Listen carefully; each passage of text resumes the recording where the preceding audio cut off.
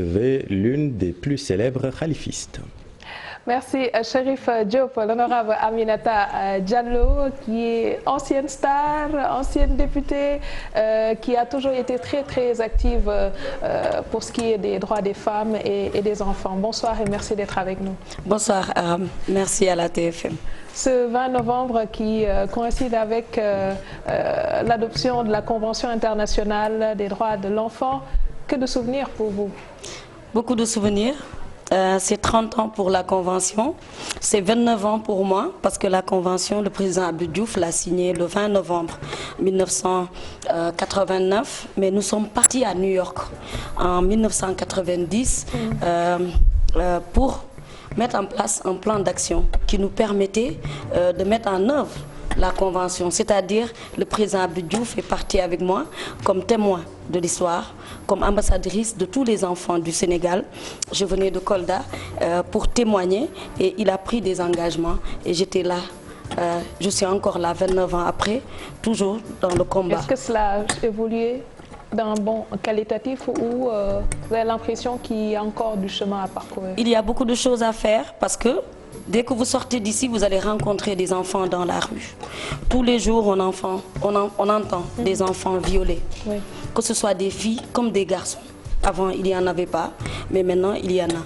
Parce que, au fur et à mesure que nos villes grandissent, il y a d'autres problèmes. Mais le problème des enfants de la rue, c'est quand même inadmissible.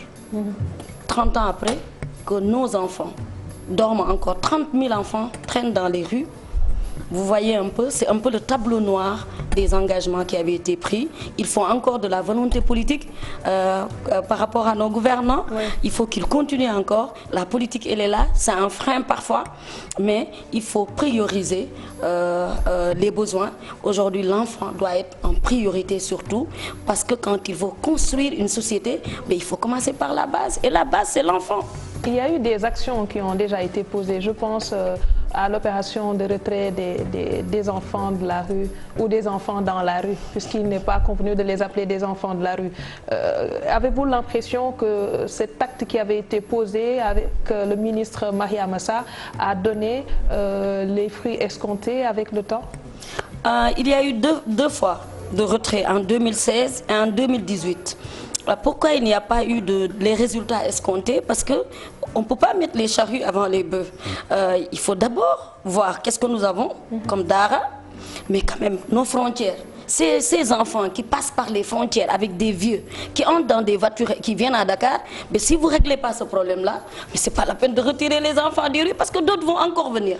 Et si vous n'avez pas assez de centres d'accueil pour accueillir tout ce monde avant de les faire repartir vers leur famille, vous ne pouvez rien faire, il n'y a pas de résultat. On n'a que le centre Guindi, plus les centres d'accueil privés. C'est pas suffisant. Aujourd'hui, ce qu'il faut, c'est qu'il y a des lois. Il faut appliquer la loi. Un enfant, quand même, de 0 à 18 ans, il a des droits. La convention, elle est claire. Donc, pourquoi la police ou la gendarmerie, on laisse nos frontières sous prétexte que dans la CEDEAO, il y a une loi qui dit que les frontières, il n'y a pas de limite, que chacun peut entrer dans chaque frontière comme il veut. Mais nos enfants, il faut les protéger. Donc, que ce soit la CEDEAO ou nos pays, nous sommes en train d'oublier les engagements que nous avions pris en 90 concernant les enfants, que chaque enfant a le droit à avoir une famille, a le droit à la santé, a le droit d'aller à l'école.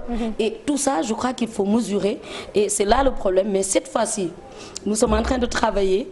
Madame Ndeye Saly Diop Dieng, heureusement, cette fois-ci, elle a appelé tout le monde sur la table, les ministères concernés, parce que l'enfance, ce n'est pas seulement le ministère de la femme. La santé est concernée, le ministère de l'Intérieur est concerné, parce que les préfets, c'est eux qui sont dans les départements. Les conseils départementaux de protection de l'enfance sont présidés par les préfets. Et les vice-présidents, ce sont les maires, que ce soit les maires de ville ou les maires de communes. Donc, aujourd'hui, il y a une certaine synergie pour le retrait. Peut-être que cette fois-ci, peut-être en 2020, on ne sait jamais, vont changer parce que cette fois-ci, on prend des choses à la base et la police, la gendarmerie, ils sont formés maintenant pour que les enfants ne passent plus les frontières. J'ai une image derrière moi et je vais vous laisser porter une légende sur cette image-là. Alors, cette image-là, c'est à notre retour du premier sommet mondial de l'enfance. Je tiens ici le sac du président Abdou Diouf. Ça, c'est très symbolique. Il y a Madame Ndioro Ndiaye, qui était ministre déléguée, chargée de la condition féminine. C'est quand nous sommes revenus du sommet mondial de l'enfance qu'il y a eu la naissance du ministère de la femme, de l'enfant et de la famille, parce que c'était une recommandation. Non, ça c'est Jacques Baudin. C'était monsieur Jacques Baudin, le président Abdou Diouf, et tonton Touré, qui était aide de camp du président. C'est de très beaux souvenirs. Nous avons, là où on a joué le film Un prince à New York, vous vous rappelez, l'hôtel Amsley? C'est là que nous avions logé. Les enfants n'oublient pas, j'avais 12 ans. Oui, je suis curieux de savoir, est-ce qu'il y avait une raison particulière pour que vous soyez choisi pour représenter le Sénégal? Oui, parce qu'à ce moment-là, en 1990, il y avait des défis. La scolarisation des filles, on était à peut-être 6% de scolarisation des filles. On était au sud du Sénégal. Et pour la vaccination, il y avait un programme qui s'appelait le programme élargi de vaccination. Au sud aussi, les enfants, on s'était rendu compte que les enfants n'étaient presque pas vaccinés, de 0 à 9 mois. Et l'État du Sénégal, avec l'UNICEF, avait mis en place ce programme. Et ce programme avait été amené dans les écoles pour les enfants qui sont au CM1, qui sont un peu plus mûrs, et les enfants du CM2. Il fallait que ces enfants-là aillent expliquer à leurs parents, à leur mère qui n'a pas été à l'école, c'est quoi le tétanos, c'est quoi la tuberculose, toutes ces maladies qui tuaient nos enfants. Alors, on avait un cahier, le maximum c'était, il fallait adopter 5 enfants. Moi j'en avais adopté 12, parce que ma mère, à chaque fois qu'elle avait des bébés, les bébés décédaient. Alors moi j'étais très curieuse, quand j'étais enfant, j'ai posé des questions. Celle qui venait après moi est décédée de la rougeole, l'autre de la coqueluche. Donc je me suis dit, ben, je vais me battre pour que les enfants ne puissent plus mourir de ces maladies-là. Donc j'en avais adopté 12 enfants et l'UNICEF avait fait le tour du Sénégal pour voir un peu ce qui a été fait. À Kolda, quand le ministère de la Communication d'antan, M. Matar Kébé, que je salue au passage, ils ont fait une grande manifestation à Kolda pour terminer un peu la tournée. Et c'est là, nous, notre école était très bien outillé pour ça et j'étais l'élève. C'était un théâtre qu'on avait monté, j'étais l'élève. Je devais expliquer la vaccination en mandingue, en peul et en wolof. Et c'est là que le président Abdou Diouf a regardé le journal télévisé, je crois, c'est ce qu'on nous avait dit. Et il a dit, mais c'est une fille qui vient de Kolda et qui est tout le temps première de sa classe. Nous allons régler 2 problèmes. La vaccination, la question des enfants, mais la scolarisation des filles. Parce que c'est rare de voir dans le sud une fille comme ça continuer à réussir. Ma mère, elle allait au champ. Mon père était maçon. Et moi, mon père m'avait dédié au Coran. Donc j'allais à 5 ans, vous vous rendez compte, à 5 ans, un enfant qui se réveille 6 h du matin pour aller apprendre le Coran et à 8 h pour vouloir aller à l'école. Donc c'est ma mère qui m'a mise à l'école et à l'âge de 8 ans, parce que c'était pas possible, il fallait négocier et à l'âge de 8 ans, ma mère a pu m'amener à l'école. Donc je devais apprendre le Coran d'abord, 6 h du matin à 8 h, ensuite 8 h 30 parce qu'il faut laver les bols. Avant, d'abord à la maison, ensuite aller à l'école. Donc c'est comme ça. Et le président Abdou Diouf était très sensible à l'histoire de cette petite fille que j'étais, qui avait 12 ans et qui habitait à Kolda. Et c'est comme ça que j'ai été choisie, puisque j'avais adopté le plus d'enfants, mais puisque aussi j'étais une fille scolarisée qui était tout le temps la première de sa classe. Et le président Abdou Diouf a dit, nous allons promouvoir les femmes à l'école, les filles à l'école. On amène Aminata Diallo. Et depuis lors, ça ne vous a pas quitté, cet amour que vous avez pour protéger les enfants. Mais on a vu aujourd'hui, quand on parle de la situation des enfants, on pense à ceux qui sont dans les rues. Il y en a d'autres. Il y a ceux qui sont maltraités. Vous avez cité ceux qui sont violés. Je pense même à ceux qui utilisent les réseaux sociaux, qui aujourd'hui font face à d'autres types de dérives que peut-être on n'est pas préparé à faire face. Comment faire aujourd'hui pour prendre en charge toutes ces questions-là et faire en sorte de pouvoir protéger l'enfant? Alors aujourd'hui, il y a beaucoup d'associations, d'ONG qui sont dans le secteur. Il faut une synergie. Il faut que tout le monde se retrouve sur la table, qu'on sache qu'est-ce qu'il faut faire. Parce que chacun travaille de son côté et les résultats sont éparpillés. Aujourd'hui, la solution, il faut que tout le monde se mette sur la table, que toutes ces associations, que toutes ces ONG se mettent sur la table et que chacun dise, dans tel domaine, moi je vais travailler sur ça. Sur Internet, nous on est plus fort, on va faire ça. Sur les enfants de la rue, nous on est plus fort, comme ça on va avoir des résultats. Mais c'est ça qui pose problème. Mais Internet, c'est le modernisme. On est dans un monde moderne, la démographie. Paris, les villes grandissent, Dakar étouffe. Donc, il faut encore de nouvelles mesures pour venir à bout. Mais la mendicité... Des anciennes mesures. Et on a des lois, on a des il faut textes, améliorer. Il faut toujours améliorer. Aujourd'hui, ce qu'il faut, c'est il faut un code de l'enfant. Parce qu'il y a des lois qui ne sont pas appliquées. Peut-être que le code va régler tout ça.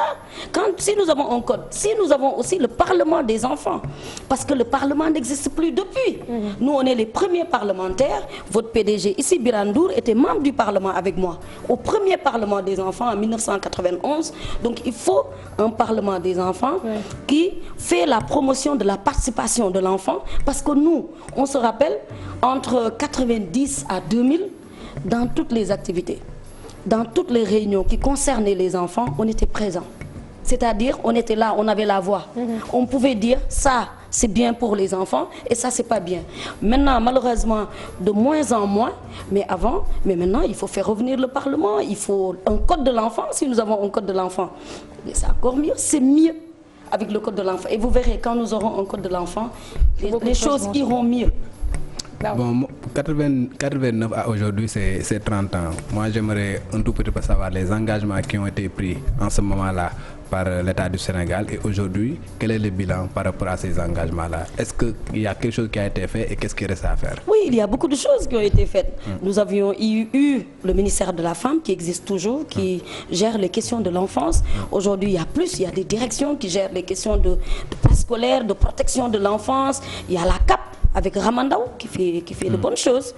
Machallah, c'est une femme qui travaille bien, qui n'est pas politique. Et c'est très bien qu'elle ne soit pas politique parce qu'au moins ça lui permet de dérouler et d'avoir le soutien de tout le monde pour dérouler mieux. En dehors de cela, il y a les ONG et tout, mais les engagements, c'était sur la participation des enfants, c'était sur le développement de l'enfant, c'était sur la survie de l'enfant. C'était aussi que tous les enfants puissent avoir des droits, être égaux par rapport aux droits. Alors, les villes qui grandissent, nos États aussi en voie de développement. Avant, on était sous-développé, maintenant on est développé. Mais ce qui est noir dans le tableau, c'est un peu les questions d'enfants de la rue. C'est interdit. C'est un engagement qui est bafoué parce que ce n'était pas ça que le Sénégal avait dit aux Nations Unies en 1990. Il y a à côté les pesanteurs. Et il y a aussi l'excision. L'excision, il y a toujours l'excision. Il y a les mutilations génitales féminines. Ça existe toujours. Alors que depuis 20 ans, depuis 30 ans, les gens combattent. Les gens, mais nous tous, nous, moi, comme d'autres filles du sud, comme au nord, nous avons été excisées. Et nous combattons jusqu'à maintenant. Parce que c'est une pratique néfaste. Même si c'est culturel, mais c'est néfaste. Quand c'est néfaste, il faut faire autre chose. Il faut faire autre chose. Alors, il y a aussi les viols des enfants. J'ai vu avant-hier un bébé de 18 mois. J'ai dit, eh bien, dis donc, un jour, un vieux va se faire tuer pour rien du tout. Parce que si ça continue comme ça, les gens vont réagir. Et un État, c'est pas comme ça que ça marche. Au-delà des ONG et autres structures, il serait mieux peut-être d'associer les religieux et autres structures qui pourraient peut-être faciliter ces programmes-là. Alors, avec la nouvelle stratégie mise en place par le ministère de la Femme, puisque nous sommes là-dedans, parce que la ville de Dakar, où je travaille avec Mme Wardini, nous avons un projet qui s'appelle Campagne Ville sans enfants de la rue. Et quand Mme le maire a voulu mettre en place, elle est partie voir Mme le ministre pour lui dire, nous avons une campagne, mais nous voulons qu'on aille tous ensemble. Nous, on ne peut rien faire parce que nous sommes une ville. Nous sommes un territoire, on ne peut opérer que dans notre territoire. Alors, Madame le ministre, à partir de là, nous a expliqué un peu la nouvelle stratégie. Il y a les imams, il y a les conseils de quartier, parce que maintenant, avec les conseils départementaux de protection de l'enfant, ce qu'il faut, c'est que ces conseils départementaux marchent, parce que ce n'est pas tous les conseils départementaux qui marchent. Il y a 45 départements, il y a au moins 5 ou 6 qui marchent. Alors, malheureusement, c'est là où le bas blesse, et ça, il faut que le ministre de l'Intérieur puisse mieux accompagner le ministre de la Femme, parce que les conseils départementaux sont présidés par les préfets. Donc il faut un peu plus d'engagement du ministre de l'Intérieur aux côtés du ministre de la Femme pour que les conseils départementaux puissent marcher. Si les conseils départementaux marchent, mais le reste, ça marche parce que ça vient de la base. Ça ne peut pas venir du sommet. Alors qu'avant, pour le retrait, ça venait du sommet. Maintenant, les gens se sont rendus compte qu'il faut intégrer le conseil de quartier, il faut intégrer le délégué de quartier, l'imam du quartier, il faut intégrer les communes C'est-à-dire les territoires, ils sont là-dedans, les villes, et puis maintenant aller au-delà de ça, c'est-à-dire au niveau national, le ministère et le cadre national pour mettre fin à la mendicité des enfants. Vous avez parlé tantôt d'application de la loi. Quelles sont ces lois qui existent et qui ne sont pas appliquées jusqu'à présent? Il y a la loi de 2005 qui protège tous les enfants contre toutes sortes de violences et tout. Il y a aussi la loi de 99 qui incrimine l'excision, les pratiques de l'excision. Mais ce n'est pas pratiqué. C'est pas, nous avions à l'Assemblée nationale, entre 2012 et 2017, nous avions travaillé avec la JS, le ministère, et avec le ministère de la Justice, pour que dans le cadre du code pénal, qu'on puisse mettre une clause qui dit que la dénonciation peut être un crime. C'est-à-dire Aminata Diallo qui peut dénoncer, qui a le devoir de dénoncer sa grand-mère, qui pratique l'excision. Mais parce que ça ne se fait pas, parce que personne ne dénonce.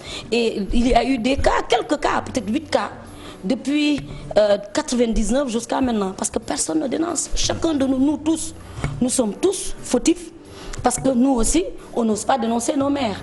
Mais on a la possibilité... Mais dans le code pénal, quand même, il y a le délit comment dirais-je, de recel de malfaiteur. C'est-à-dire quelqu'un qui est en infraction avec la loi et qui ne dénonce pas un malfaiteur peut être poursuivi. Voilà, c'est ce qu'on avait dit. Nous, on avait travaillé avec la clause de dire que la dénonciation est un crime. La non-dénonciation est un crime. Mais jusqu'à maintenant, moi, ce qu'il faut, il faut beaucoup plus travailler sur des changements de comportement.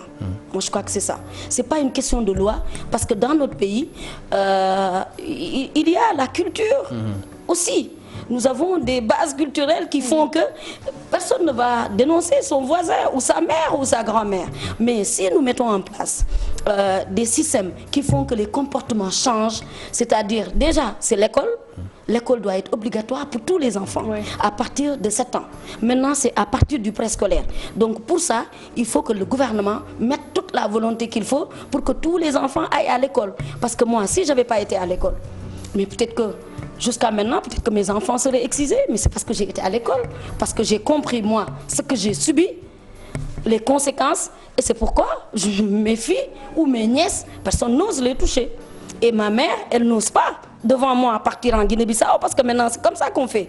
À Kolda, les gens partent en Guinée-Bissau pour partir en Gambie, pour faire la pratique, mais maintenant, nos parents, pour... Voilà, maintenant, n'ose pas parce qu'on leur met la loi sur la table. Voici, si on te prend, tu vas aller toute seule à la gendarmerie. Les gens ont peur, mais il faut éduquer les gens sur les changements de comportement. Moi, je crois que c'est encore plus important.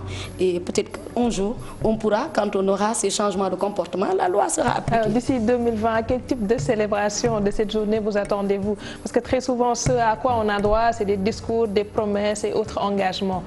À quoi vous attendez-vous pour l'année prochaine? Alors, cette année, il n'y a pas eu de discours. Je viens de là-bas, au monument de la Renaissance. Il n'y a pas eu de discours. Les enfants se sont bien amusés. Alors, moi, ce que j'attends en 2020, c'est qu'on mette sur la table. Aujourd'hui, il y avait Mme Ndioro Ndiaye. Mais si nous avons tous ces ministres de la femme qui sont là, dans le pays, mais qu'on les mette sur une table, qu'on nous mette, nous, les anciens du Parlement, qu'on mette des enfants talibés et qu'on se parle. Parce que ces ministres-là, ils étaient là quand les présidents prenaient des engagements pour dire qu'est-ce qui a été fait, qu'est-ce qui reste. Moi, je crois que ça, c'est des engagements. Aujourd'hui, ce n'était pas seulement la fête de l'enfant, mais c'était un peu pour faire le point. On devait faire le point avec le président de la République pour dire que le Sénégal s'était engagé sur tel. Monsieur le Président, vous, depuis lors, qu'est-ce qui a été fait? Et je crois qu'il y a, d'ici quelques temps, les enfants vont rencontrer le président et les enfants vont parler directement avec le président. Et je crois qu'il y aura des enfants comme Aminata Diallo en 2012 qui ne vont pas en 1990 qui ne vont pas se gêner de poser ce genre de questions. Qu'est-ce que vous, depuis Abdou Diouf, qu'est-ce qui a été fait? Oui, mais dernier point, avant de vous laisser partir, vous avez été témoin de la ratification de cette convention. Est-ce qu'il est aujourd'hui possible, à votre niveau, de porter plainte contre l'État du Sénégal pour non-respect de certains engagements? Normalement, parce que quand, en 90, moi j'ai été ambassadrice des enfants du Sénégal. À New York, quand le président Abdou Diouf signait, j'étais là, j'étais témoin. Donc, normalement, je peux porter plainte, mais c'est pas la meilleure manière. La meilleure manière aujourd'hui, c'est de continuer le combat, c'est de travailler auprès de tous ces gens, de leur rappeler tous les jours les engagements. Et c'est ce que nous avions fait au Parlement, ensuite à l'Assemblée nationale. Les gens se rappellent, moi quand j'étais députée, les gens me disaient que vous êtes député des enfants, parce que c'est normal, parce que je porte un combat depuis l'âge de 12 ans, il faut que je continue.